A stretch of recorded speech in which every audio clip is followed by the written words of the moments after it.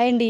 నేనైతే నాకు తెలిసిన వేలో చాలా సింపుల్‌గా అండ్ యూట్యూబ్ అండ్ టీవీ రెండిటిని చూస్తూ ఫాలో అవుతూ అయితే చేశాను. ఏదైనా మిస్టేక్స్ ఉంటే కామెంట్ సెక్షన్‌లో కామెంట్ చేయండి. ఒక 4 రకాల ప్రసాదాలు, అలాగే ఒక 3 రకాల పండ్లు దేవుడికి నైవేద్యంగా అయితే పెట్టామన్నమాట.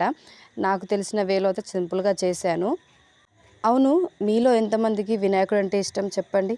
నాకైతే చాలా ఇష్టం. అయినా నా బుద్ధి తక్కువ మాట గాని వినాయకుడు అంటే ఎవరికి ఇష్టం ఉండదు చెప్పండి? చిన్న పిల్లల నుంచి ముసలోళ్ళ వరకు అందరికీ వినాయకుడు అంటే చాలా ఇష్టం ఉంటుంది. అవును, నిన్నటి వీడియోలో చెప్పాను కదా! 2 నెలలు వినాయకుడు వచ్చి వెళ్తున్నాడని చెప్పి.